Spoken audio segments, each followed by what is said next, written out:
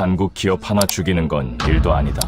독일 정부가 작정하고 5,800만 유로 벌금 폭탄을 던지며 한국 기업의 숨통을 조여왔습니다. 현대차가 디젤 자동차 배기 시스템 조작했다. 그리고 기대했죠. 아시아 촌놈들이 알아서 기겠지. 하지만 현대차는 그 돈을 팁처럼 던져주고 조용히 기다렸습니다. 그리고 정확히 6개월 후 독일 자동차 산업의 심장부 미넨이 초토화되었습니다. 자존심 센 독일 기업들이 줄줄이 기술 제휴를 구걸하며 무릎 꿇었기 때문입니다. 모두가 통쾌한 복수를 예상했던 그 순간 현대차는 배신한 독일에 공장을 짓겠다고 선언했습니다. 우리는 도덕성에서도 실력 면에서도 완벽하게 졌다. 적을 압도하고 품격으로 지배한 전율의 현장을 공개합니다. 이건 명백한 강도질이었습니다. 5,800만 유로? 그날 독일 정부가 한국 기업을 겁박해서 뜯어낸 그 돈은 훗날 자신들의 최악의 자충수가 될 줄 아무도 몰랐죠. 제 이름은 루카스 밀러, 프랑크푸르트의 로펌 슈바르츠의 파트너 변호사입니다. 제 입으로 말하긴 뭐하지만 전형적인 독일 엘리트 코스를 밟았죠. 법과 원칙, 그리고 논리. 제가 믿는 것은 이 세 가지뿐입니다. 기업 자문을 맡으면서 수많은 더러운 꼴을 봐왔지만 저는 늘 감정을 배제하고 팩트만으로 승부했습니다. 솔직히 말씀드리죠. 제가 처음 현대차 유럽 법인의 법률 자문을 맡았을 때 저 역시 편견이 없었다면 거짓말일 겁니다. 벤츠와 BMW가 지배하는 이 땅에서 아시아에서 온 이 기업은 그저 가성비 좋은 차를 만드는 도전자 정도로만 보였으니까요. 한국에서 온 류진욱 법인장의 그 지나칠 정도로 정중한 태도도 가끔은 답답하게 느껴지기도 했습니다. 하지만 그날 새벽 제 모든 상식과 믿음이 산산조각 났습니다. 새벽 4시였습니다. 류진욱 법인장의 다급한 전화를 받고 프랑크푸르트 외곽의 현대차 사옥으로 차를 몰았습니다. 도착했을 때의 광경은 이건 법치 국가 독일에서 일어날 수 없는 일이었습니다. 마치 전시 상황 같았습니다. 무장 경찰이 정문을 통제하고 있었고 로비는 아수라장이었습니다. 독일 환경부 직원들이 마치 점령군처럼 서류를 뒤지고 있었고 공포에 질린 직원들은 구석에 몰려 있었습니다. 그리고 그 한가운데 클라우스 베버 환경부 차관이 팔짱을 낀 채 서 있었습니다.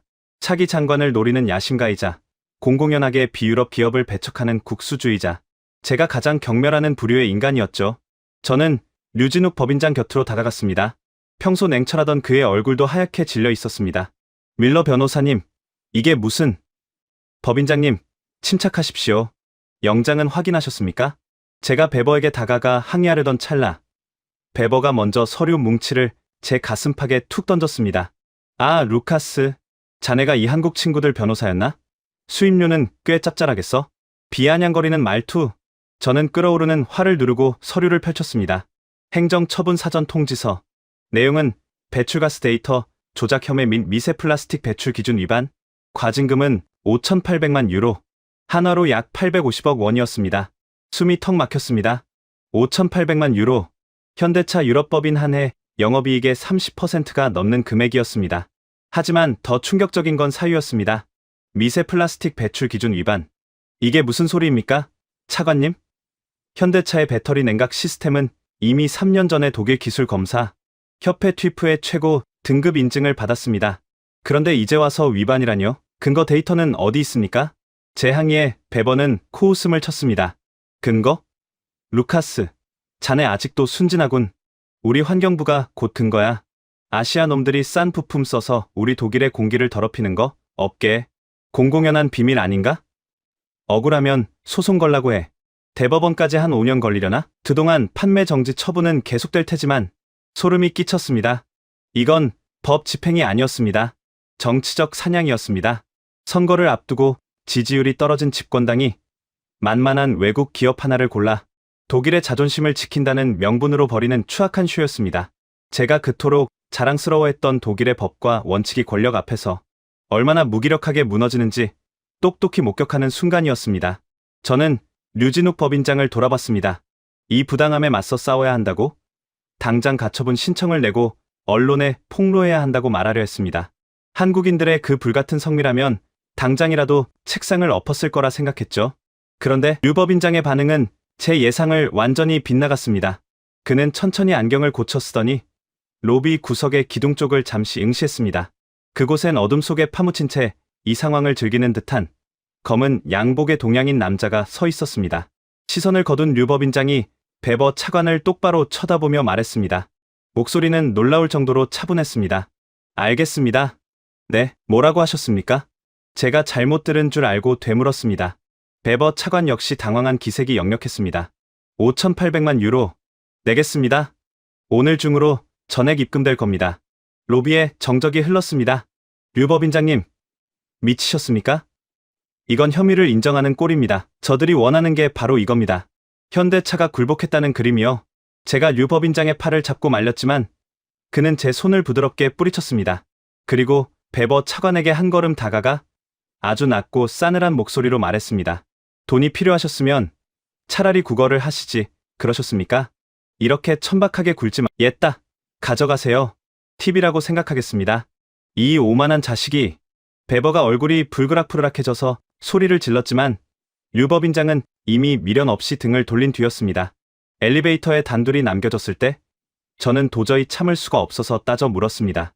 법인장님, 도대체 왜 그러신 겁니까? 850억입니다. 싸우지도 않고 포기하다니요. 제가 알던 법인장님이 맞습니까? 류법인장이 넥타이를 거칠게 풀며 창밖을 내다봤습니다. 아직 어둠이 채 가시지 않은 프랑크푸르트의 새벽하늘, 그의 옆 얼굴에서 처음으로 억눌린 분노가 느껴졌습니다. 밀러 변호사님, 아까 저 기둥 뒤에 있던 남자 보셨습니까? 네, 그 일본인 말씀이십니까? 아키라 마츠이, 토요타 유럽 대관 총괄입니다. 토요타. 머릿속이 하얘졌습니다. 경쟁사의 로비스트가 왜 독일 환경부의 단속 현장에 와 있는 겁니까? 독일 혼자 벌인 짓이 아닙니다. 판이 짜여 있어요. 베버는 하수인일 뿐이고 뒤에서 조종하는 놈들은 따로 있습니다. 지금 우리가 여기서 억울하다고 소리쳐봤자 독일 언론은 우리 목소리 한 줄도 안 실어줄 겁니다. 이미 쟤네들이 기사 다 써놨을 테니까요. 그렇다고 돈을 줍니까? 저런 날강도들한테요? 류법인장이 저를 돌아봤습니다. 그의 눈빛은 더 이상 온화한 비즈니스맨의 그것이 아니었습니다. 사냥감을 앞에 둔 아니, 폭풍 전야의 고요함 같은 서늘함이 서려 있었습니다. 돈 주라고 하세요. 그 돈이 저들의 목구멍을 막는 마지막 만찬이 될 테니까. 네. 루카스 씨, 당신의 독일 사람들은 지금 엄청난 착각을 하고 있어요. 우리가 850억이 무서워서 꼬리를 내렸다고 생각하죠. 하지만 그들이 진짜 두려워해야 할 건 돈이 아닙니다. 우리가 이 돈을 던져주고 난 뒤 우리가 선택할 침묵을 두려워해야 했어요. 엘리베이터 문이 열렸습니다. 류법인장이 먼저 걸어나가며 저에게 말했습니다. 오늘부터 짐 싸세요. 변호사님, 우린 미넨으로 갑니다. 미넨이라뇨? 거긴 BMW의 심장부 아닙니까? 네. 호랑이를 잡으려면 호랑이 굴로 들어가야죠. 아키라 마츠이, 그리고 베버, 저 쓰레기들이 미넨의 밀실에서 무슨 추악한 거래를 했는지 제가 직접 확인해야겠습니다. 그의 뒷모습을 보며 저는 전율을 느꼈습니다. 제가 알던 독일의 법과 상식은 오늘 죽었습니다. 그리고 저는 이 이방인이 보여줄 전혀 새로운 방식의 싸움에 휘말리게 될 것임을 직감했습니다. 현대차가 던진 850억 원의 벌금, 그것은 단순한 항복 선언이 아니었습니다. 거대한 자동차 제국 독일을 무너뜨릴 카운트다운의 시작 버튼이었습니다. 그리고 류법인장의 양복 안주머니에는 독일을 공포에 몰아넣을 프로젝트 P라는 이름의 파일이 숨겨져 있었습니다. 자, 이제 진짜 전쟁의 서막이 올랐습니다. 미넨의 가장 은밀한 곳에서 벌어지는 그들의 추악한 카르텔을 낱낱이 파헤쳐 보겠습니다. 미넨으로 가는 아우토반 위에서 저는 계속 생각했습니다. 도대체 류진욱이라는 사람은 뭘 믿고 저러는 걸까? 850억을 팁이라고 던져주다니, 미친 게 아니라면 뭔가 패가 있는 거겠죠? 변호사님, 많이 놀라셨죠? 운전대를 잡은 류법인장이 담담하게 물었습니다. 솔직히 말씀드려도 됩니까? 물론이죠. 이해가 안 됩니다. 왜 싸우지 않으십니까? 증거도 불충분하고 절차도 엉망이었습니다. 가처분 신청하면 충분히 막을 수 있었어요. 류법인장이 잠시 침묵했습니다.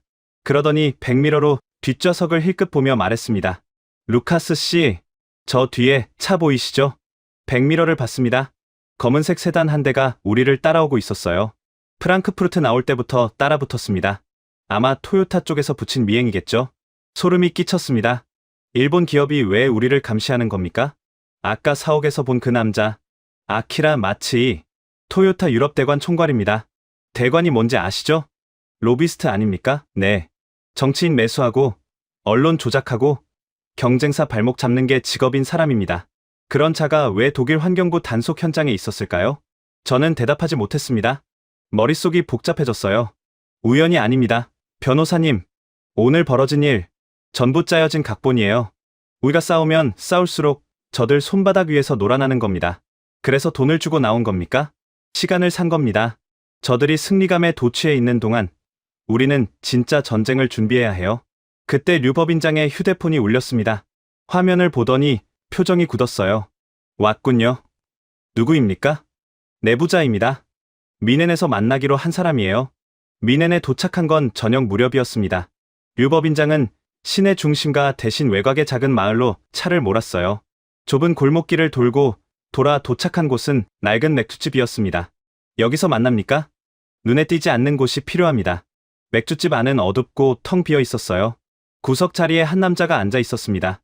50대 후반, 회색 머리카락에 피곤해 보이는 눈, 어딘가 죄책감에 시달리는 사람 특유의 표정이었습니다. 한스 슈미트 씨, 오랜만입니다. 류법인장이 악수를 청했습니다. 남자는 고개를 끄덕이며 자리에서 일어났어요. 류법인장, 그리고 이분은? 제 법률 자문입니다. 루카스 밀러 변호사, 한스 슈미트. 그 이름을 듣는 순간 저는 기억이 났습니다. 독일 자동차협회 전무이사. 몇 년 전 갑자기 사임하고 사라진 사람이었어요. 왜 절 부르셨습니까, 법인장? 오늘 있었던 일 아시죠? 한스가 고개를 끄덕였습니다. 뉴스에서 봤습니다. 850억 벌금. 현대차가 굴복했다던데. 굴복이 아닙니다. 시간을 벌었을 뿐이에요. 슈미트 씨, 당신이 알고 있는 걸 말해주셔야 합니다. 그날 밤 미넨에서 무슨 일이 있었는지. 한스의 얼굴이 창백해졌습니다. 손이 떨리고 있었어요. 그걸 어떻게 아십니까? 다 압니다. 하지만 증거가 필요해요. 당신 양심에 호소하는 겁니다. 오랜 침묵이 흘렀습니다. 한스가 깊은 한숨을 내쉬었어요. 더 이상 양심을 속일 수가 없었습니다. 그가 주머니에서 USB 하나를 꺼냈습니다. 테이블 위에 툭 놓았어요. 여기 있습니다. 그날 밤 녹음 파일이에요. 제가 직접 녹음했습니다. 류법인장이 USB를 집어들었습니다. 노트북을 열고 연결했어요. 틀어보시죠. 화면에 음성 파일이 떴습니다. 재생 버튼을 누르자 잡음 섞인 대화가 흘러나왔어요. 시작하죠. 첫 번째 목소리. 일본어 억양이 섞인 영어였습니다. 현대가 유럽 전기차 1위를 찍으면 우리 모두 끝입니다. 토요타도, 폭스바겐도, BYD도요. 아키라 마츠이. 틀림없었습니다. 중국 시장에서도 현대 때문에 고전 중입니다. 두 번째 목소리. 중국어 억양이었어요. 유럽까지 빼앗기면 우리 성장 동력이 사라집니다. 우리 빅3도 마찬가지요. 세 번째 목소리. 독일어였습니다. 제가 아는 목소리였어요. 뭔가 조치가 필요합니다. 좌시할 수 없어요. 방법이 있습니다. 다시 아키라의 목소리. 독일 정부를 움직이면 됩니다. 환경 규제를 핑계로 현대차를 묶어놓는 거예요. 벌금을 때리고 판매를 정지시키고 언론을 돌리면 됩니다. 자금은 제가 되겠습니다. 중국 억양의 목소리. 3억 유로. 한화로 4천억 원 정도면 충분하겠죠? 저는 믿을 수가 없었습니다. 귀를 의심했어요. 이건 담합입니다. 제가 말했습니다. 목소리가 떨렸어요. 국제적 범죄예요. 외국 기업을 조직적으로 축출하려는 음모입니다. 류법인장이 고개를 끄덕였습니다. 알고 있었습니다. 작년부터 조짐이 있었어요. 갑자기 늘어나는 악성 리뷰. 딜러들에 대한 압박, 정치인들의 태도 변화. 뭔가 큰 그림이 있다고 직감했죠. 그래서 850억을 순순히 낸 겁니까? 네. 싸우면 저들 덫에 걸리는 겁니다. 소송하면 5년 걸려요. 그동안 언론은 우리를 범죄자로 몰 거고 판매는 계속 막힐 겁니다. 차라리 돈을 주고 시간을 버는 게 나았어요. 한스 슈미트가 말했습니다. 저도 처음엔 몰랐습니다. 그냥 정당한 비즈니스 회의인 줄 알았어요. 하지만 대화가 진행될수록 이건 아니다 싶었습니다. 왜 지금 털어놓으시는 겁니까? 제가 물었습니다. 아이들 때문입니다. 한스가 고개를 숙였어요. 제 손자가 올해 5살입니다. 그 애가 크면 할아버지가 뭘 했는지 알게 되겠죠? 저는 부끄럽지 않은 할아버지가 되고 싶습니다. 그의 눈가가 붉어졌습니다. 저도 모르게 숙연해졌어요. 류법인장이 USB를 주머니에 넣으며 말했습니다. 슈미트 씨, 용기에 감사드립니다. 이 증거는 반드시 제대로 쓰겠습니다. 조심하세요, 법인장. 저들은 상상 이상으로 조직적입니다. 5단계 작전이 있어요. 5단계요? 네. 현대차를 유럽에서 완전히 몰아내기 위한 선멸 작전입니다. 벌금은 그 시작일 뿐이에요. 류법인장의 표정이 굳었습니다. 자세히 말씀해 주시죠. 한스가 테이블 위에 냅킨을 펼쳤습니다. 펜을 꺼내 5개의 단계를 적기 시작했어요. 1단계는 여론전입니다. 일본이 담당해요. SNS에 악성 리뷰를 조직적으로 뿌리고 가짜 전문가 인터뷰를 유포합니다. 한국 기술은 일본 것을 베꼈다는 흑색 선전도 함께요. 저는 경악했습니다. 이 정도로 치밀할 줄은 몰랐어요. 2단계는 규제전. 독일이 맞습니다. 환경부를 통해 법적 공격을 하는 거죠. 오늘 터진 벌금이 바로 이겁니다. 3단계는요? 유통망 와해. 공동 작전입니다. 현대차 딜러들에게 압박을 가해요. 현대 취급하면 거래 끊겠다고 협박하는 거죠. 냅킨 위에 적힌 글씨를 보며 저는 분노가 치밀었습니다. 4단계는 인재 빼가기. 중국이 담당합니다. 현대차 핵심 엔지니어들을 고액 연봉으로 스카우트해서 기술을 빼내는 거예요. 마지막 5단계는요? 본사 압박입니다. 모든 공격이 효과를 발휘하면 현대 본사에 최후 통첩을 보내는 거예요. 유럽 시장 포기하면 벌금 취소해주겠다고. 저는 할 말을 잃었습니다. 이건 비즈니스 경쟁이 아니었어요. 전쟁이었습니다. 류법인장이 자리에서 일어났습니다. 슈미트 씨, 당신이 준 정보는 절대 헛되지 않을 겁니다. 어떻게 하실 겁니까? 저들이 5단계 작전을 준비했다면 우리는 3단계로 끝내겠습니다. 3단계요? 류법인장이 양복 안주머니에서 다른 USB 하나를 꺼냈습니다. 거기엔 프로젝트 P라고 적혀 있었어요. 페이션스, 퍼포먼스, 퍼니시먼트, 인내, 실력, 응징. 이게 우리 전략입니다. 한스가 고개를 갸웃했습니다. 인내와 실력은 알겠는데 응징이요? 류법인장의 눈빛이 서늘하게 빛났습니다. 네. 때가 되면 아시게 될 겁니다. 맥주집을 나오는데 밤 공기가 차가웠습니다. 저는 여전히 충격에서 헤어나지 못하고 있었어요. 법인장님, 네. 저는 독일인입니다. 제 나라가 이런 더러운 짓을 하고 있었다니 부끄럽습니다. 류법인장이 저를 돌아봤습니다. 그의 표정은 의외로 담담했어요. 루카스 씨, 모든 독일인이 그런 건 아닙니다. 한스 슈미트처럼 양심적인 분도 계시잖아요. 하지만 중요한 건 지금부터입니다. 당신은 어느 쪽에 서실 겁니까? 저는 잠시 생각했습니다. 그리고 대답했어요. 진실 쪽에 서겠습니다. 그게 어느 나라 편이든 상관없이요. 류법인장이 처음으로 미소를 지었습니다. 고맙습니다. 변호사님, 그 말 믿겠습니다. 차에 오르려는데 류법인장이 덧붙였습니다. 참, 루카스 씨, 3단계 작전 있잖아요. 유통망 와해. 이게 지금 진행 중입니다. 네. 우리 딜러들이 하나둘 무너지고 있어요. 내일 한 분을 만나러 갑니다. 프리츠 브란트라고 30년 경력 딜러인데 지금 파산 직전이에요. 어디로 갑니까? 슈투트가르트요. 거기서 카르텔의 민낯을 직접 보시게 될 겁니다. 차 문을 닫으며 저는 생각했습니다. 카르텔의 전모가 이제야 드러나기 시작했다고. 하지만 진짜 충격은 아직 남아 있었습니다.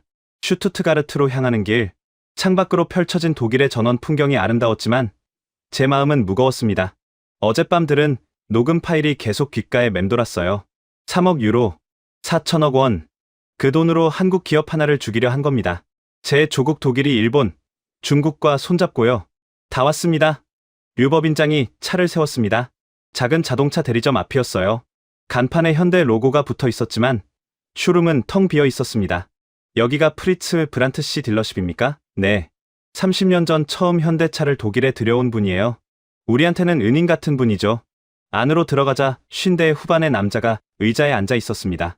수척한 얼굴에 눈밑이 검게 내려앉아 있었어요. 한때 성공한 사업가였을 그가 지금은 폐인처럼 보였습니다. 브란트 씨, 류법인장이 다가가 손을 잡았습니다. 법인장님 오셨군요. 상황이 어떻습니까? 프리츠 브란트가 고개를 저었습니다. 끝났습니다. 다 끝났어요. 그가 책상 위에 서류 더미를 가리켰습니다. 은행 대출 거절 통보, 보험 계약 해지 통보, 부품사 거래 중단 통보, 지난 한 달간 들어온 것들입니다. 저는 서류를 집어들었습니다. 눈을 의심했어요. 이건 아무 이유도 없잖아요. 그냥 거래를 끊겠다고만 적혀 있는데요. 이유가 필요 없습니다. 변호사님, 프리츠가 쓴웃음을 지었어요. 저도 처음엔 몰랐어요. 그냥 불운이라고 생각했죠. 하지만 한두 군데가 아니더라고요. 모든 거래처가 동시에 등을 돌렸습니다. 그가 휴대폰을 꺼내 문자 하나를 보여줬습니다. 이걸 보세요. 익명으로 온 겁니다. 문자 내용을 읽는 순간 저는 분노가 치밀었습니다. 현대차를 계속 취급하면 당신 사업은 끝입니다. 현명한 선택을 하세요. 협박이잖아요. 네. 하지만 누군지 모르니까 신고도 못합니다. 프리츠가 자리에서 일어났습니다. 쇼룸 한쪽으로 걸어가며 말했어요. 30년 전 저는 모두가 미쳤다고 했을 때 현대차를 선택했습니다. 한국, 그 작은 나라가 차를 만든다고? 다들 비웃었죠. 그가 벽에 걸린 사진을 가리켰습니다.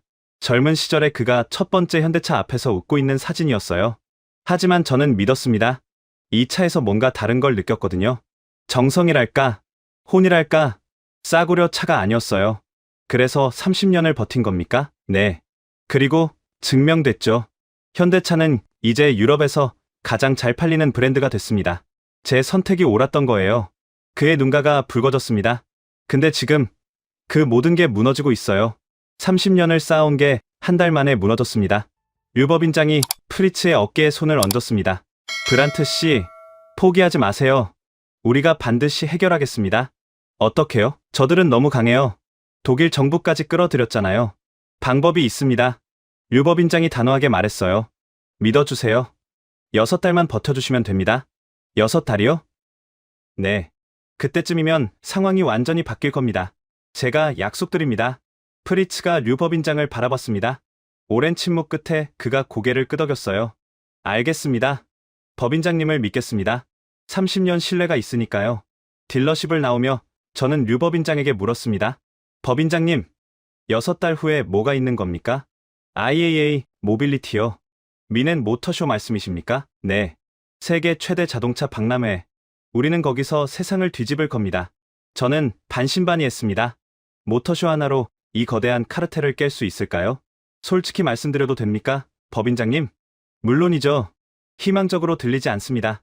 저들은 정부, 금융, 언론까지 장악했어요. 모터쇼 잘한다고 해결될 문제가 아닙니다.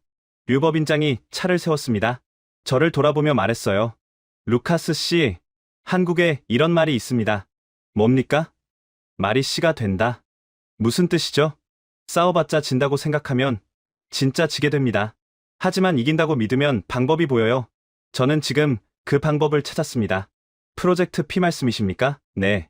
아직 전부 말씀드리긴 어렵지만 확실한 건 하나 있어요. 뭔데요? 우리 기술은 저들이 상상도 못할 수준입니다. IAA에서 그걸 보여주면 모든 게 바뀔 겁니다. 저는 여전히 의심스러웠지만 그의 눈빛에서 확신을 받습니다. 어쩌면 이 사람은 정말로 뭔가를 알고 있는 건지도 몰랐어요. 그때 제 휴대폰이 울렸습니다. 모르는 번호였어요. 누구시죠? 루카스 밀러 변호사? 낯선 여자 목소리였습니다. 네. 그렇습니다만 슈피겔 기자 아나 콜입니다. 현대차 벌금 사건 취재 중인데요. 인터뷰 가능하십니까? 슈피겔, 독일 최대 시사 주간지였습니다. 무슨 인터뷰요? 현대차 법률 자문으로서 공식 입장을 듣고 싶습니다. 지금 여론이 아시잖아요. 한국 기업의 사기 행각이라고. 저는 류법인장을 쳐다봤습니다. 그가 고개를 가로저었어요. 죄송합니다. 지금은 인터뷰가 어렵습니다. 거절하신다고요? 침묵은 유죄를 인정하는 거나 마찬가지인데요. 우리는 말로 싸우지 않습니다. 제가 류법인장의 말을 그대로 옮겼습니다. 네, 그게 무슨?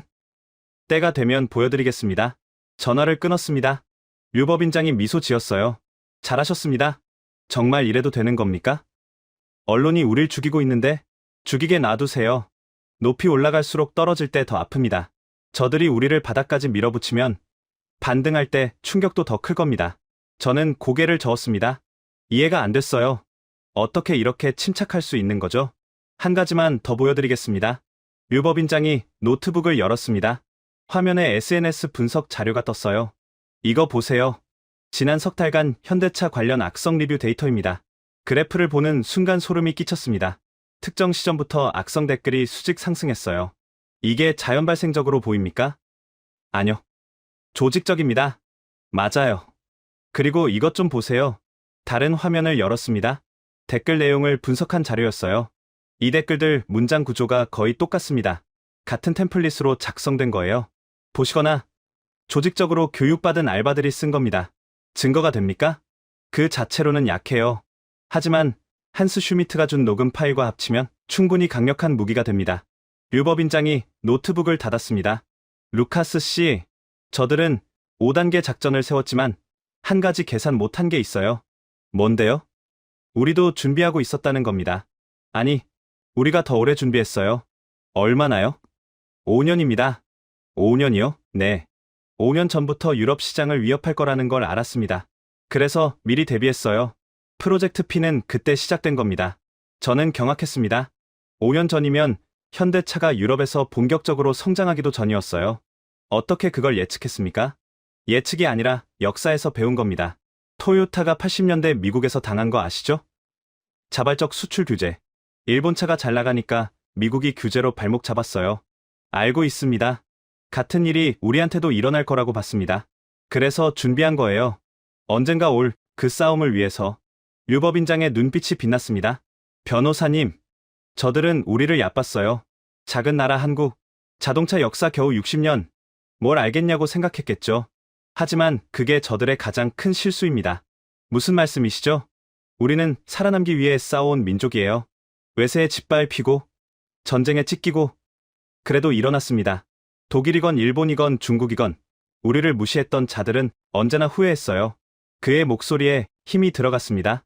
6달만 기다리세요. 제가 저들에게 한국이 뭔지 보여주겠습니다. 차가 다시 출발했습니다. 저는 창밖을 바라보며 생각했어요. 처음 이 사건을 맡았을 때 저는 그저 외국 기업의 법률 자문일 뿐이라고 생각했습니다. 하지만 지금은 다릅니다. 이건 단순한 법적 분쟁이 아니었어요. 문명의 충돌이었습니다. 유럽의 오만과 아시아의 저력, 기존 질서와 새로운 도전자. 그 싸움의 한가운데 제가 서 있었습니다. 그리고 저는 선택해야 했습니다. 제 조국 독일의 편에 설 것인가? 아니면 진실의 편에 설 것인가? 답은 이미 정해져 있었습니다. 그때 류법인장이 말했습니다. 내일 한국으로 돌아갑니다. 네, 이 상황에서요? 본사 보고가 필요해요. 그리고 정의선 회장님을 직접 뵈어야 합니다. 회장님이 직접 나서시는 겁니까? 네. 이건 법인장 선에서 처리할 일이 아닙니다. 전쟁이니까요. 그의 말이 끝나자마자 휴대폰이 울렸습니다. 화면을 보더니 표정이 굳었어요. 서울에서 온 겁니다. 통화를 마친 류법인장이 저에게 말했습니다. 회장님이 직접 독일로 오십니다. 네. IAA 모빌리티에 맞춰서요. 거기서 직접 발표하실 겁니다. 뭐려? 우리의 대답을요. 그의 눈빛이 빛났습니다. 카르텔이 5단계 작전을 썼다면 우리는 한 방으로 끝내겠습니다. 프로젝트 P의 두 번째 단계, 퍼포먼스. 그게 곧 공개됩니다. 저는 그제야 깨달았습니다. 이 사람들은 정말로 뭔가를 숨기고 있었어요. 그리고 그게 뭔지 곧 온 세상이 알게 될 거라는 것을. 그로부터 6달이 흘렀습니다. 그 사이 카르텔의 공격은 계속됐습니다. 딜러들이 하나둘 무너졌고 핵심 엔지니어 몇 명이 BYD로 이직했어요. 독일 언론은 연일 현대차의 위기를 보도했습니다. 한국 기업의 한계, 유럽 철수 임박이라는 기사가 매일 쏟아졌죠. 하지만 류법인장은 묵묵히 버텼습니다. 때가 되면 보여드린다는 말만 남기고요. 그 사이 세상은 현대차를 잊어가고 있었어요. 더 정확히는 현대차가 굴복했다고 믿고 있었죠. 언론은 더 이상 기사를 쓰지 않았습니다. 이미 승부가 끝났다고 생각했으니까요. 카르텔은 자축했습니다. 아키라 마츠이가 도쿄 본사에서 보고했다는 소문이 들렸어요. 현대차 유럽 철수는 시간 문제라고. 베버 차관은 장관 승진이 확정됐다며 들떠 있었습니다. 리웨이는 BYD 유럽 진출 로드맵을 발표했고요. 모두가 현대차는 끝났다고 생각했습니다. 하지만 저는 알고 있었어요. 폭풍 전에 고요라는 걸. 류진욱 법인장과는 가끔 연락을 주고받았습니다. 그는 서울과 유럽을 오가며 뭔가를 준비하고 있었어요. 구체적인 내용은 알려주지 않았습니다. 다만 한마디만 했죠. 때가 되면 직접 보시게 될 겁니다.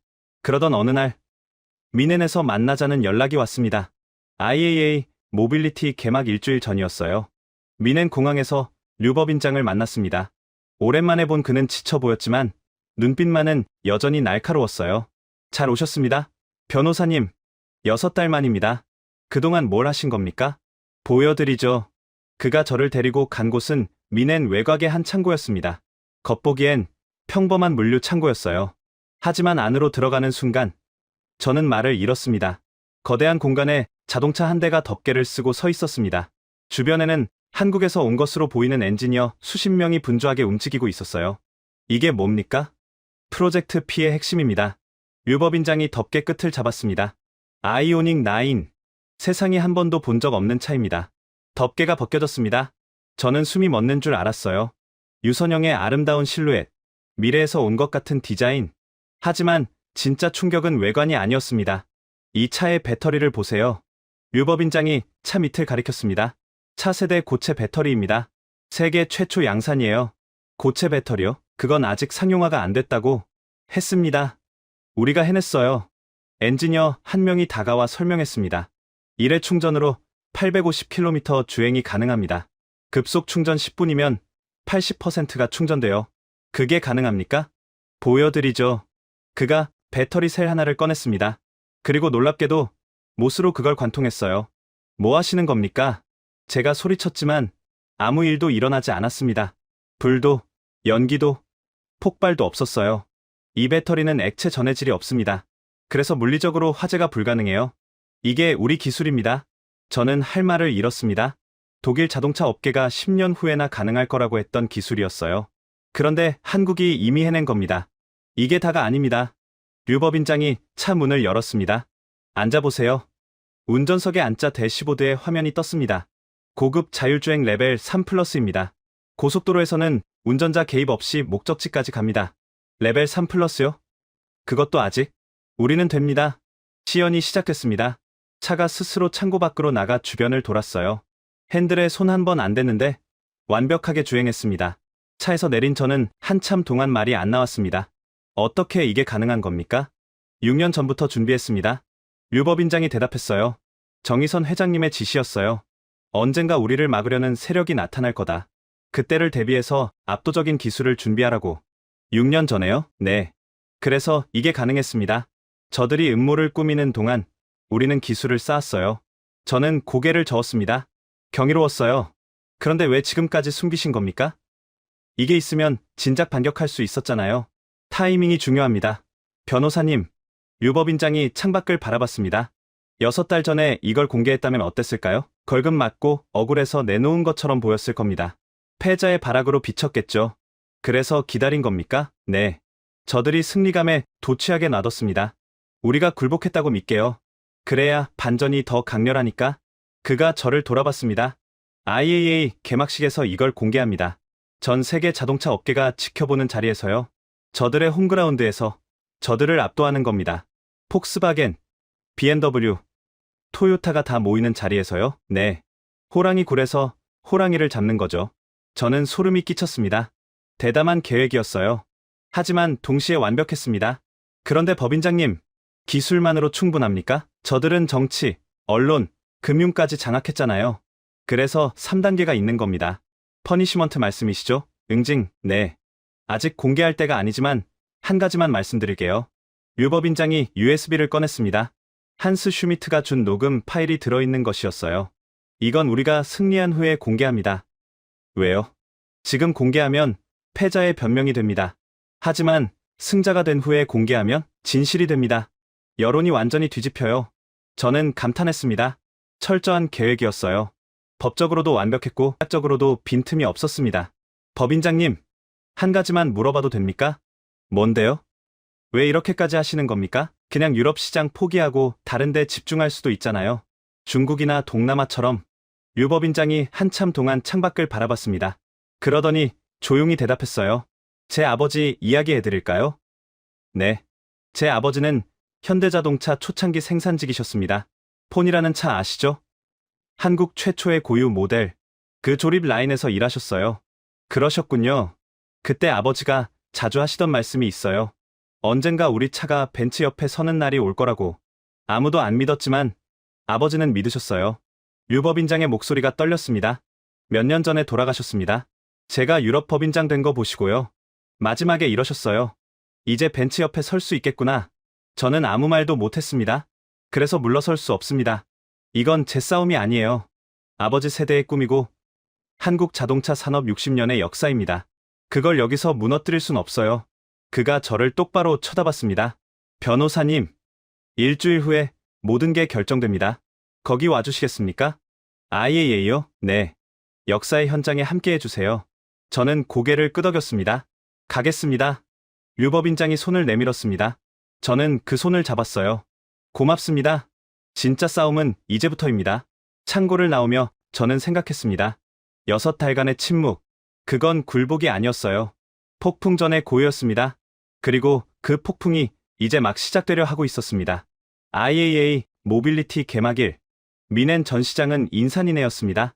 전 세계에서 온 기자, 업계 관계자, 자동차 마니아들로 가득 찼어요. 폭스바겐, BMW, 메르세데스, 독일 빅3의 화려한 부스가 전 시장을 압도하고 있었습니다. 하지만 저는 다른 곳을 향했어요. 전 시장 동쪽 끝, 현대차 부스였습니다. 저게 뭡니까? 제 앞에서 한 독일 기자가 놀란 목소리로 중얼거렸어요. 현대차 부스는 역대 최대 규모였습니다. 2층 높이의 거대한 구조물이 흰 천으로 덮여 있었어요. 주변에 보안 요원들이 삼엄하게 서 있었습니다. 류진욱 법인장이 저를 맞았습니다. 오셨군요. 엄청난 규모네요. 오늘 모든 걸 보여드릴 겁니다. 그때 전 시장 반대편에서 익숙한 얼굴들이 보였습니다. 아키라 마츠이, 토요타 유럽 대관 총괄, 그 옆에 리웨이, BYD 유럽 대표, 그리고 베버 차관까지. 저들도 왔군요. 물론이죠. 우리가 뭘 준비했는지 보러 온 거예요. 정찰하러요. 류 법인장이 시계를 봤습니다. 10분 후에 시작합니다. 자리 잡으세요. 저는 기자석 앞줄에 앉았습니다. 심장이 두근거렸어요. 정각이 되자 조명이 어두워졌습니다. 전 시장 전체가 숨죽이며 현대차 부스를 주목했어요. 음악이 흘러나왔습니다. 웅장한 오케스트라 사운드. 그리고 천이 서서히 걷히기 시작했습니다. 순간 전 시장 전체가 탄성을 질렀어요.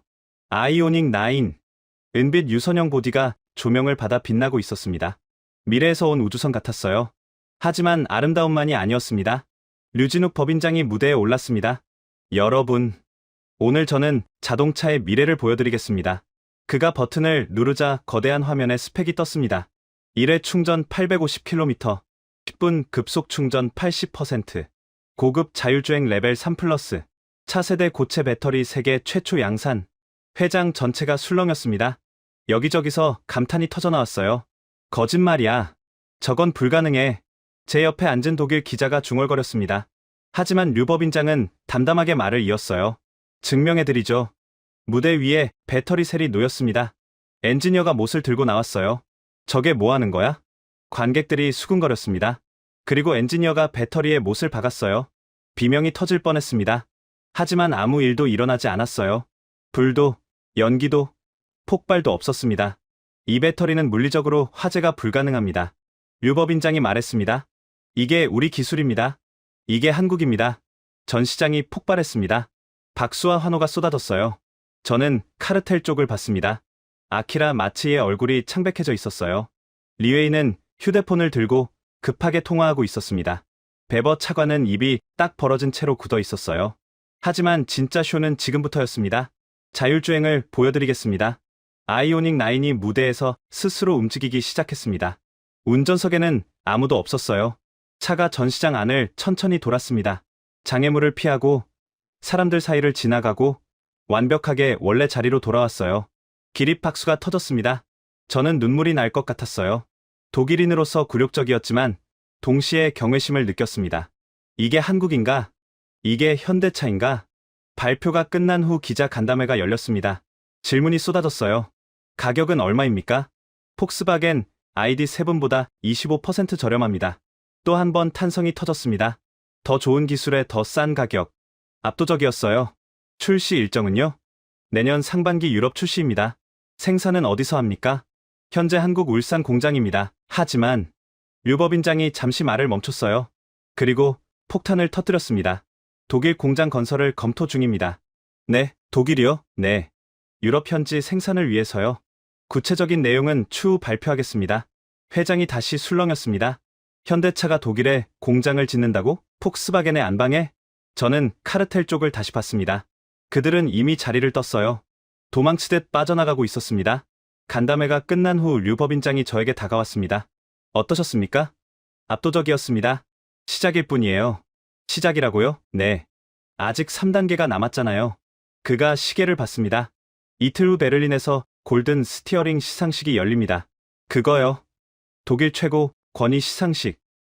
네. 거기서 진짜 승부가 납니다. 무슨 뜻이죠? 저들이 가만히 있겠습니까? IAA에서 당했으니 시상식에서라도 막으려 할 거예요. 심사위원을 건드린다는 겁니까? 아마도요. 하지만 올해부터 심사 방식이 바뀌었어요. 기술 점수 100%입니다. 로비가 안 통해요. 류법인장이 미소 지었습니다.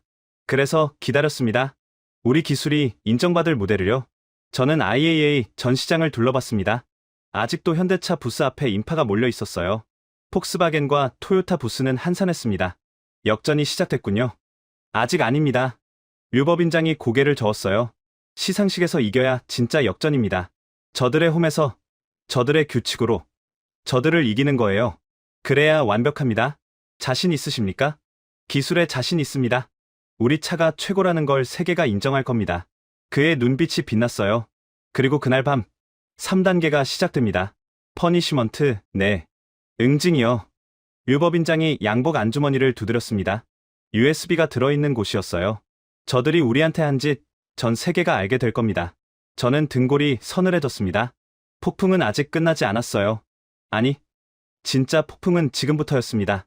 베를린에서 뵙겠습니다. 류법인장과 악수를 나누며 저는 생각했습니다. 6달간의 침묵이 드디어 깨지기 시작했다고. 그리고 그 침묵이 얼마나 무서운 것이었는지 곧 카르텔이 뼈저리게 느끼게 될 거라고. IAA를 나서는데 제 휴대폰이 울렸습니다. 슈피겔 기자 아나콜이었어요. 윌러 변호사님, 현대차 발표 보셨어요? 대단하던데요. 봤습니다. 인터뷰 좀 해주세요. 법률 자문으로서 소감이 어떠신지. 저는 잠시 생각했습니다. 그리고 대답했어요. 시상식 끝나고 연락드리겠습니다. 그때 할 말이 훨씬 많을 겁니다. 무슨 뜻이죠? 곧 아시게 될 겁니다. 전화를 끊었습니다. 저는 베를린행 기차표를 예매했어요. 역사가 쓰이는 현장, 거기 함께할 생각에 심장이 뛰었습니다. 베를린 악스벨 호텔, 골든 스티어링 시상식 장소였습니다. 빨간 카펫 위로 유럽 자동차 업계의 거물들이 줄지어 들어오고 있었어요. 폭스바겐 BMW 회장, 메르세데스 부사장, 그리고 토요타, 르노, 피아트까지 50년 역사의 독일 최고 권위 시상식, 빌트지가 주관하는 자동차계의 오스카였습니다. 긴장되십니까? 제가 류진욱 법인장에게 물었습니다. 아니요. 그가 담담하게 대답했어요. 오늘은 즐기러 왔습니다. 저는 고개를 갸웃했습니다. 이 중요한 날 긴장이 안 된다고요? 우리가 할 건 다 했어요. 기술은 최고입니다. 이제 결과만 기다리면 됩니다. 회장 안으로 들어갔습니다. 화려한 샹들리에 아래로 원탁들이 배치되어 있었어요. 저는 현대차 테이블에 앉았습니다. 저쪽 구석에 카르텔이 보였습니다. 아키라 마치, 리웨이, 그리고 베버 차관. 그들은 고개를 맞대고 뭔가를 열심히 논의하고 있었어요. 저들 분주하네요. 마지막 발악이겠죠. 류법인장이 담담하게 말했어요. 심사위원들 접촉하려 할 겁니다. 하지만 소용없어요. 올해부터 심사는 완전히 기술 점수로만 결정됩니다. 로비가 통하지 않아요. 시상식이 시작됐습니다. 사회자가 무대에 올라 인사했어요. 올해의 골든 스티어링은 특별합니다. 자동차 산업의 대전환기에 걸맞게 역대 가장 치열한 경쟁이 펼쳐졌습니다. 첫 번째 시상이 시작됐습니다. 올해의 디자인 후보는 메르세데스 EQS, BMW iX, 그리고 제네시스 GV90입니다. 제네시스, 현대차 프리미엄 브랜드였어요. 수상작은 드럼롤이 울렸습니다. 제네시스 GV90, 현대차 테이블에서 박수가 터졌습니다. 류법인장이 자리에서 일어나 무대로 향했어요. 트로피를 받아들며 그가 말했습니다. 한국 디자인의 힘을 보여드렸습니다. 감사합니다. 카르텔 쪽을 봤습니다. 아키라의 얼굴이 굳어 있었어요. 두 번째 시상, 올해의 기술혁신. 후보는 테슬라 풀셀프 드라이빙, 토요타 하이브리드 시스템, 그리고 현대 차세대 고체 배터리입니다. 저는 손에 땀이 났습니다. 수상작은 현대 차세대 고체 배터리. 다시 박수가 터졌습니다. 이번엔 회장 전체에서요. 독일 관객들도 박수를 치고 있었어요. 아키라 마츠이가 자리에서 벌떡 일어났습니다. 뭔가 화난 표정으로 밖으로 나갔어요. 세 번째 시상, 올해의 전기차. 후보는 폭스바겐 ID7, BYD 실, 그리고 현대 아이오닉 9입니다. 이건 확신할 수 없었어요. 폭스바겐 홈그라운드니까요. 수상작은 회장이 숨을 죽였습니다. 현대의 아이오닉 9, 폭발적인 박수가 터졌습니다. 기립박수였어요. 독일 관객들이 일어서서 박수를 치고 있었습니다. 폭스바겐 CEO가 얼굴이 불그락불락해져서 자리를 떴어요. BYD 리웨이도 따라 나갔습니다. 그리고 마지막, 올해의 차, 골든 스티어링 본상이었습니다. 50년 역사상 한국 차가 받아본 적 없는 상이에요. 후보는 메르세데스 EQS, BMW iX, 포르쉐 타이칸, 그리고 현대 아이오닉 9입니다. 저는 심장이 터질 것 같았습니다. 올해의 차는 3초가 영원처럼 느껴졌어요. 현대 아이오닉 9, 회장이 폭발했습니다. 기립박수, 환호, 휘파람 소리. 저는 눈물이 났어요. 독일인인 제가 한국 차의 승리에 눈물을 흘리다니. 류진욱 법인장이 무대에 올랐습니다. 트로피를 받아드는 그의 눈가가 붉어져 있었어요. 감사합니다. 그가 말문을 열었습니다. 6달 전, 저희는 850억 원의 벌금을 냈습니다. 회장이 조용해졌습니다. 많은 분들이 굴복이라고 하셨죠. 한국 기업의 한계라고요. 그가 잠시 말을 멈췄어요. 하지만 저희는 말로 싸우지 않습니다. 그의 목소리가 단단해졌습니다. 기술로 증명합니다. 이게 한국입니다. 회장 전체가 기립박수를 쳤습니다. 독일인들이, 일본인들이, 유럽 전체가 한국 기업에 박수를 보내고 있었어요. 저는 울었습니다. 부끄러웠고, 감동받았고, 경외심을 느꼈습니다. 시상식이 끝난 후 리셉션이 열렸습니다. 사람들이 류 법인장에게 몰려들었어요. 축하합니다. 대단했습니다. 고체 배터리 기술, 정말 혁명적이에요. 독일에 공장 짓는다면서요? 기대됩니다. 저는 한쪽에서 그 광경을 지켜봤습니다. 그때 누군가 제 어깨를 톡 쳤어요. 밀러 변호사님, 돌아보니 류 법인장이었습니다. 지금 잠깐 나오실 수 있습니까? 무슨 일이십니까? 3단계 시작합니다. 저는 심장이 쿵 내려앉았습니다. 그를 따라 호텔 별관으로 갔어요. 작은 회의실에는 기자 수십 명이 모여 있었습니다. 독일, 영국, 프랑스, 미국, 세계 주요 언론사였어요. 무슨 일입니까? 슈피겔 기자 아나 콜이 물었습니다. 류 법인장이 단상에 섰습니다. 여러분, 오늘 저희가 사관왕을 했습니다. 박수가 터졌어요. 하지만 오늘 이 자리를 마련한 건 다른 이유입니다. 그가 노트북을 열었습니다. 6달 전, 저희는 850억 원의 벌금을 받았습니다. 배출가스 조작 혐의였죠. 저희는 순순히 냈습니다. 기자들이 펜을 들었어요. 왜 싸우지 않았느냐? 많이들 물으셨죠. 이제 그 이유를 말씀드리겠습니다. 그가 재생 버튼을 눌렀습니다. 녹음 파일이 흘러나왔어요. 현대가 유럽 전기차 1위를 찍으면 우리 모두 끝입니다. 회의실이 술렁였습니다. 이건 뭡니까? 독일, 일본, 중국 자동차 업계 관계자들의 비밀 해동 녹음입니다. 류 법인장이 대답했어요. 3국이 연합해서 저희를 유럽에서 몰아내려 했습니다. 벌금은 그 시작이었어요. 기자들이 웅성거렸습니다. 녹음 파일이 계속 자금은 제가 되겠습니다. 3억 유로면 충분하겠죠? 독일 정부를 움직이면 됩니다. 환경 규제를 핑계로 회의실이 난리가 났습니다. 이게 사실입니까? 증거가 더 있습니까? 류 법인장이 화면을 바꿨습니다. 자금 흐름 추적 자료입니다. BYD에서 독일 자동차 협회로, 토요타에서 환경부 관계자들에게 돈이 흘러간 내역이 여기 있습니다. 충격의 도가니였어요. 왜 이제 공개하십니까? 아나 콜이 물었습니다. 타이밍이 중요했습니다. 류 법인장이 대답했어요. 6달 전에 공개했다면 어땠을까요? 걸금 맞고 억울해서 변명하는 것처럼 보였을 겁니다. 그래서요? 오늘 저희가 사관왕을 했습니다.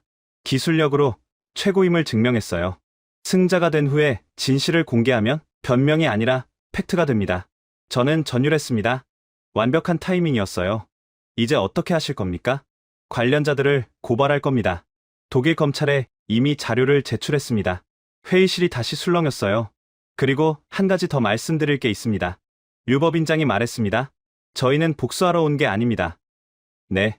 내일 공식 발표할 예정이지만 미리 알려드리죠. 저희는 독일에 공장을 짓습니다. 독일인 5,000명을 고용할 겁니다. 기자들이 경악했습니다. 그들이 당신들을 공격했는데 왜 공장을 짓습니까? 저들과 우리는 다르니까요. 류 법인장이 단호하게 말했어요. 저희는 배신당해도 실력으로 인정받으면 손 내밉니다. 이게 한국 기업입니다. 회의실이 조용해졌습니다. 기자들이 숙연한 표정으로 그를 바라봤어요. 더 질문 있으십니까? 아무도 말하지 않았습니다. 기자회견이 끝난 후 저는 류 법인장에게 다가갔습니다. 대단하셨습니다. 아직 안 끝났어요. 그가 창밖을 바라봤습니다. 내일부터 카르텔이 무너지기 시작할 겁니다. 저들의 최후를 지켜봐야죠. 저는 그의 옆에 섰습니다. 베를린의 야경이 아름다웠어요. 법인장님, 오늘 정말 역사적인 날이었습니다. 역사는 승자 같습니다. 그가 조용히 말했어요. 오늘 한국이 그 역사를 썼습니다. 다음날 아침, 세계가 뒤집혔습니다. 현대차의 폭로가 모든 뉴스의 헤드라인을 장식했어요. 슈피겔, 빌트, 디 차이트. 독일 언론들이 앞다투어 보도했습니다. 삼국 자동차 카르텔, 한국 기업 축출 음모, 독일 정부 관료, 뇌물 수수 정황, 토요타, BYD 연루 증거 공개. 제 휴대폰이 쉴 새 없이 울렸습니다. 인터뷰 요청, 논평 요청, 법적 자문 요청. 감당이 안 될 정도였어요. 오후가 되자 첫 번째 도미노가 무너졌습니다. 클라우스 베버 차관이 해임됐어요. 독일 환경부 장관이 긴급 기자회견을 열었습니다. 베버 차관의 직무를 즉각 정지합니다. 뇌물수수 및 직권남용 혐의로 검찰 수사가 시작됩니다. 기자들이 질문을 쏟아냈어요. 현대차 벌금도 부당했던 겁니까? 수사 결과를 지켜봐야 하지만 재검토가 필요해 보입니다. 베버 차관은 체포를 피해 도주했다가 스위스 국경에서 붙잡혔어요. 수갑을 찬 그의 사진이 전 세계로 퍼졌습니다. 같은 날 저녁, 토요타가 성명을 발표했습니다. 아키라 마치이는 더 이상 토요타 직원이 아닙니다. 그의 행동은 회사 방침과 무관합니다. 꼬리 자르기였어요. 하지만 소용없었습니다. 유럽연합 집행위원회가 조사에 착수했거든요. 반독점법 위반 혐의였습니다. 토요타, BYD, 독일 자동차협회에 대해 공식 조사를 개시합니다. 최대 매출액의 10%까지 과징금이 부과될 수 있습니다. 매출액의 10%. 토요타에겐 수조 원이었어요. 일본 언론들도 난리가 났습니다. 한국을 깔봤다가 망신. 아사히 신문. 토요타의 치명적 오판. 니케이. 아키라 마치이. 도쿄에서 체포. 요미우리. 아키라 마치이는 결국 일본으로 송환되어 조사를 받았습니다. 업무상 배임 혐의였어요. 중국은 더 조용히 처리했습니다. 리웨이가 본국으로 소환됐다는 소식만 들렸어요. 중국 정부는 공식 논평을 피했습니다. 하지만 BYD 주가가 하루 만에 20% 폭락했습니다. 독일 자동차 업계도 충격에 빠졌어요. 폭스바겐 CEO가 긴급 이사회를 소집했습니다. 현대차와의 관계 개선이 시급합니다. BMW도 마찬가지였어요. 고체 배터리 기술 제휴를 타진해야 합니다. 메르세데스까지 손을 내밀었습니다. 공동 연구 개발을 제안합니다. 6달 전만 해도 한국 기업을 죽이려 했던 자들이 이제는 협력을 구걸하고 있었어요. 한스 슈미트에 대해서도 소식이 들렸습니다. 내부 고발자 보호법에 따라 그의 신분이 보장됐고 현재는 자동차 윤리 컨설팅 일을 하고 있다고 했어요. 양심을 지킨 대가가 좋은 결말로 이어진 거죠. 저는 류진욱 법인장과 함께 볼프스부르크로 갔습니다. 폭스바겐 본사가 있는 곳이에요. 차창 밖으로 거대한 공장 단지가 보였습니다. 하지만 굴뚝에서 연기가 나지 않았어요. 저게 뭡니까? 폭스바겐이 감원을 발표했습니다. 3만 명이에요. 3만 명이요? 네. 전기차 전환에 실패했거든요. 현대차한테 밀리니까 더 이상 버틸 수가 없는 거예요. 공장 앞에 노동자들이 모여 있었습니다. 시위를 하고 있었어요. 그런데 그들이 든 팻말이 눈에 들어왔습니다. 돌아와 주세요.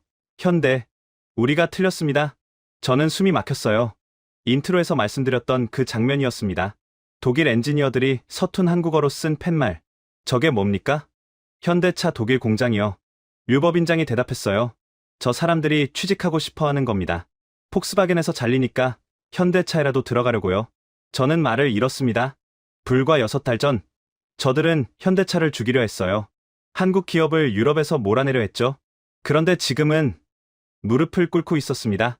통쾌하십니까? 제가 물었습니다. 류법인장이 고개를 저었어요. 아뇨. 슬픕니다. 슬프다고요? 저 사람들은 죄가 없어요. 위에서 나쁜 짓을 했을 뿐이지.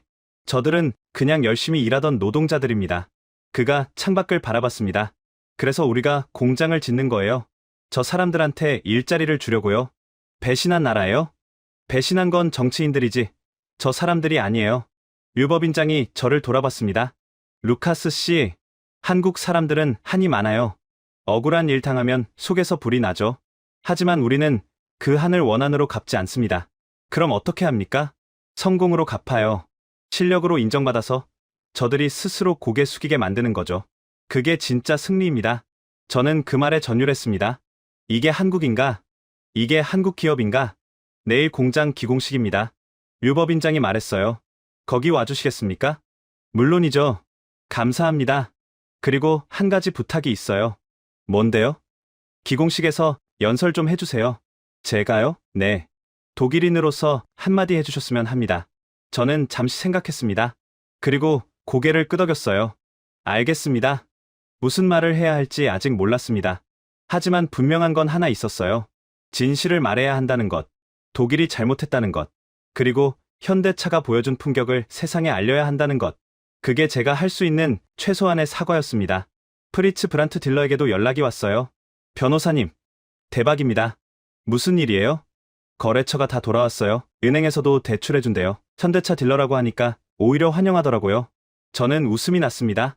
정의가 승리한 거예요. 축하드립니다. 브란트 씨, 아니에요. 현대차 덕분이에요. 법인장님께 감사하다고 전해주세요. 직접 말씀하시죠. 내일 기공식에서 뵐 수 있을 겁니다. 꼭 가겠습니다. 전화를 끊고 저는 창밖을 바라봤습니다. 볼프스부르크의 저녁 하늘이 붉게 물들어 있었어요. 카르텔은 무너졌습니다. 정의가 승리했어요. 하지만 이건 끝이 아니었습니다. 새로운 시작이었어요. 기공식 당일, 볼프스부르크 외곽의 넓은 대지에 현대차 독일 공장이 들어설 예정이었습니다. 수천 명의 인파가 모였어요. 독일 정부 관계자, 지역 주민, 언론, 그리고 취업을 희망하는 노동자들까지. 저는 단상 옆에 서 있었습니다. 심장이 두근거렸어요. 제 인생에서 가장 중요한 연설을 앞두고 있었거든요. 류진욱 법인장이 먼저 연설했습니다. 오늘 이 자리는 특별합니다. 6달 전, 저희는 이 나라에서 범죄자 취급을 받았습니다. 850억 원의 벌금을 맞았죠. 청중이 조용해졌습니다. 하지만 저희는 분노로 대응하지 않았습니다. 말로 싸우지 않았어요. 기술로 증명했습니다. 그리고 오늘 이 자리에 서게 됐습니다. 박수가 터졌습니다. 저희는 이 공장에서 5천 명의 독일인을 고용할 겁니다. 연간 30만 대의 전기차를 생산할 거예요. 독일 경제에 기여하겠습니다. 환호가 쏟아졌어요. 누군가 물을 겁니다. 왜 배신한 나라에 공장을 짓느냐고. 대답해 드리죠. 류법인장이 청중을 둘러봤습니다. 저희는 복수하러 온 게 아닙니다. 함께 성장하러 온 겁니다. 잘못한 건 일부 정치인들이지 독일 국민이 아니에요. 저희는 열심히 일하는 노동자들과 함께 미래를 만들겠습니다. 기립박수가 터졌습니다. 저는 눈물이 났어요. 그리고 이제 한 분을 소개해드리겠습니다. 저희의 법률 자문이자 이번 사건을 처음부터 함께한 분입니다. 루카스 밀러 변호사님. 저는 단상에 올랐습니다. 수천 명의 눈이 저를 바라봤어요. 독일인인 제가 한국 기업을 위해 연설하는 거였습니다. 심호흡을 했습니다. 그리고 입을 열었어요. 저는 독일인입니다. 청중이 조용해졌습니다. 저는 평생 이 나라를 자랑스러워했습니다. 기술 강국, 자동차의 본고장. 독일은 제 자부심이었어요. 잠시 말을 멈췄습니다. 하지만 6달 전, 저는 부끄러웠습니다. 웅성거림이 들렸어요. 제 나라가 외국 기업을 상대로 더러운 짓을 하고 있었거든요. 음모를 꾸미고, 뇌물을 주고, 거짓 혐의를 씌웠습니다. 저는 변호사로서 그걸 직접 목격했어요. 청중이 숨죽였습니다. 처음엔 믿기 싫었습니다. 독일이 그럴 리 없다고요. 하지만 증거 앞에서는 부정할 수 없었어요. 저는 제 나라를 변호할 수 없었습니다. 잠시 숨을 골랐습니다. 그런데 더 충격적인 건 따로 있었어요. 현대차의 대응이었습니다. 청중이 고개를 갸웃했습니다. 저들은 억울한 벌금을 순순히 냈어요. 싸우지 않았습니다. 저는 이해가 안 됐어요. 왜 굴복하냐고 물었죠. 저는 류진욱 법인장을 바라봤습니다. 그분이 대답했어요. 우리는 말로 싸우지 않는다고. 기술로 증명한다고. 그리고 6달 동안 저는 그 말의 의미를 배웠습니다. 목소리에 힘이 들어갔습니다. 분노로 대응하면 지는 겁니다.